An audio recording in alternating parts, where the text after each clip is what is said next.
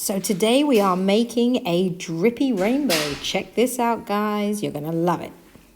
Are you ready? Yes. Oh yes, not that keen.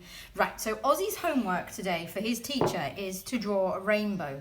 So we have decided to make a rainbow together. I'm gonna do this one, Ozzy's gonna do this one, and we're going to use some of our favorite materials, which is oil pastels, and we're going to use maybe some food coloring or some watercolor ink, and we're going to make these into really drippy rainbows. So the first thing we need to do, Ozzy is swaying back and forth in anticipation, right, is we're going to draw a semicircle using a round plate. Now we've got our paper up the tall way, that's portrait direction, and we're just going to draw around the top half of it. Now we're doing our rainbow really close to the top, but not off the page. We don't want it quite touching, just leaving a few millimeters space on either side. So right near the top, so that when we do our drippy effect, it has somewhere to go. Okay? Now, Ozzy, which colour should we start with our rainbow? Red. Jeez. At the top? Got red at the top? Okay. So what we're going to do is find a red, and I want you to trace over this line. Okay, now usually when we're using pencils, I tell you to work really lightly, but when we're using oil pastels, we have to work really hard. So I've actually got another red over here. Can you sit down, honey, so I can use this paper? So hold your paper still always with one hand, because otherwise you will end up in a big old mess. So we're making a nice big thick line. Go over it again, Oz, like this. You can't do it all in one go. You've got to do a little bit at a time. Do you see that? Little bit, little bit, little bit. So oil pastel. Always going in this direction, following the direction of the line, Oz. Try Oz again. We need to go over it harder. Can you see how harder Mummy's is? How much harder Mummy's is than yours? That's how hard it's got to be so that we have Like the right this effect. hard? That hard. Now hold your paper still. If you don't hold your paper still, you'll find it goes crazy and wanders off, and then your lines won't be where you wanted them to be. Okay.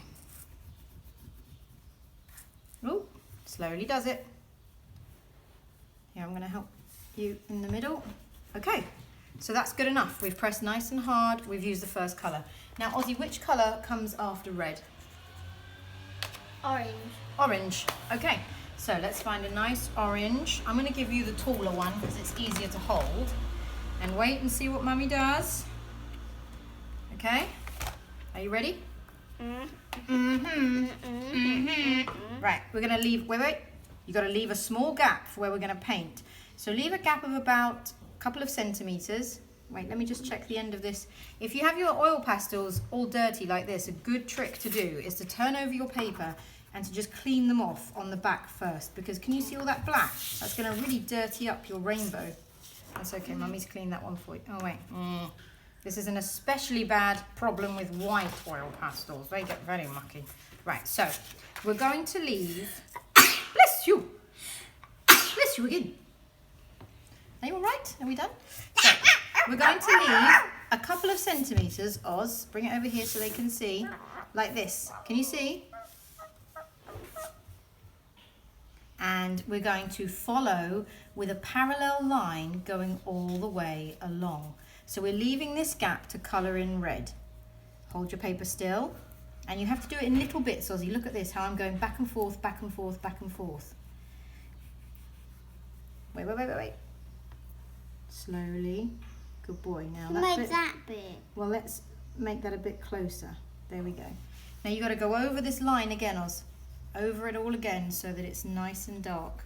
Otherwise, these lines will just get lost when we add the colour.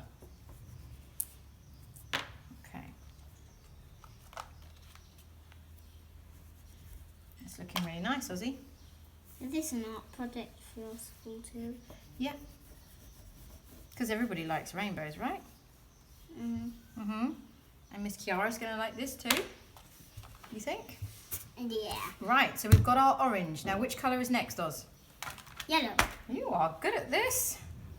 Okay, so I'm going to give you the biggest one. Check if it's dirty. Is it dirty? Yes. What do we do if it's dirty? They're on the back. Flip over. Give it a clean. Your dirty, dirty oil pastel. You need to get washed. There we go. Is it clean? Clean enough? Oh wait, let me help you. Okay, just use that edge, that's fine. Okay, flip it over, quick, we've got to get the yellow done. Okay, now we don't want to make the gap too big, Ozzy, because if you make it too big, you'll run out of space for all your other colours. So look, nice and neat. We're following along. Try doing it like this, baby, look.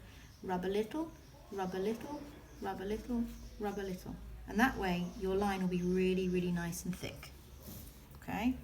Make sure that you're not covering where you need to go with your hand, because if you are, you won't really be able to see what you're doing. Because I'm always putting half of my arm on the paper. Yeah. Keep it still. Yeah, that's a bit tricky, isn't it? That's why you should steady it with the other hand. That's what I'm doing. Well done. Okay. You know what you can do? Oh wait, can you see how this has got really, really close to this bit? Let's just make this last bit a little bit wider so you've got enough space for your yellow. Okay? That bit will be covered with paint, so it doesn't matter. Now, which colour would be next? Any ideas? Green! Green! Okay. Now, if you've got light green, you could do light green first. I don't think we have that much space. And on then ours. it's green, blue, and then purple. Well, there you go. He knows all of them. But if you have space, you could do light green, then dark green. I mean, then But we'll just go ahead and do one and green. then pink. Which kind of green would you like to use, Ozzy? A light or a dark? Light, because it's my light. Okay, so start about there and follow it around. Okay. I'll use the same as you. Look, this is a good idea to do. That's it, yes. Don't lose track of where you're going though. You've got to follow with a parallel line. That means two lines that are running alongside each other and they would never ever meet because they are always having the same space between them. So look at that, same space roughly. All right, now does that look a bit light there, do you think? Could you make it a little bit harder? A lot harder. A lot harder. There we go. Meow. using- Meow. Okay, so we're done with that. Now, after green, remind me, you said what comes next? I've forgotten. Blue. Oh, blue. So, same thing, baby. Little space and parallel lines, so they keep the same distance between them. Now, I'm going to do the same. Use a blue. So the reason that we are using oil pastels is because we want these to stay where they are when we do our paint. Now, everything else that we use is going to be wet, so everything else will mix. But we want these to stay just as they are. So we're using something which is not water soluble. So these will... Oh, you just thrown that. Shall I help you? Under the table. No. Oh, it's run away. So we're using something which cannot melt. Very close, very close. Very close. It's all right. We can just fix it. There we go. Right, so the last colour, I can't remember. I can't remember. Purple, and Purple. then you do pink. And then we can do a little bit of pink. I love pink. Right, now purple. Which one would you like to use? We only have purple in our larger oil pastel set. They don't have it in the more basic oil pastels.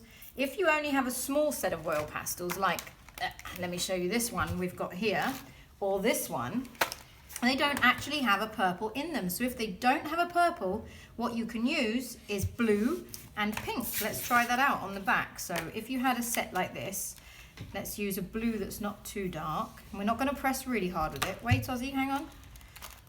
Because I need to peel off a bit of that paper for you, I think, babe. And then look, can you see, Ozzy, what's happening? If you go over with pink on blue, it makes purple.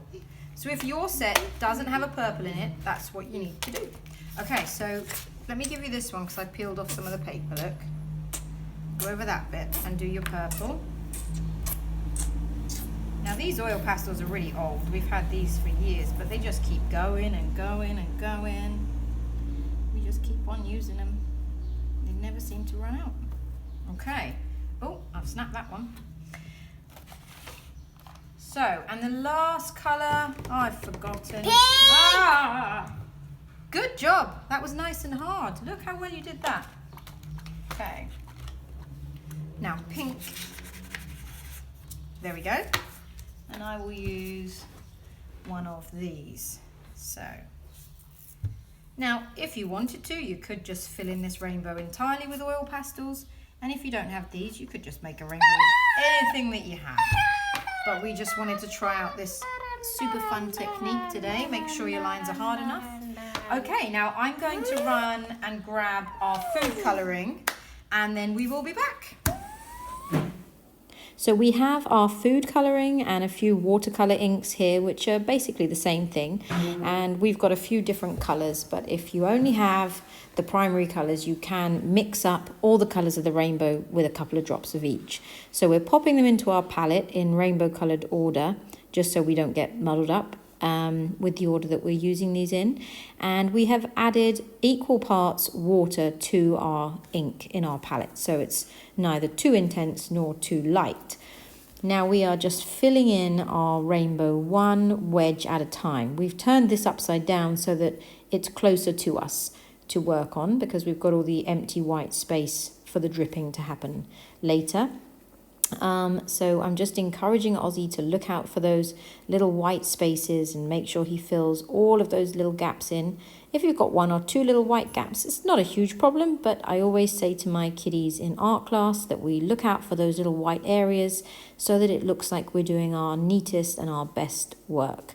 So we're just filling those all in, red, orange, now we're moving on to yellow. And as the little wedges of rainbow become smaller and smaller, it's going to be much quicker for us to fill in. Now, I did say this was going to be a drippy rainbow, but we're not going to add any of the extra drippy ink yet, because we want this part to be quite nice and neat.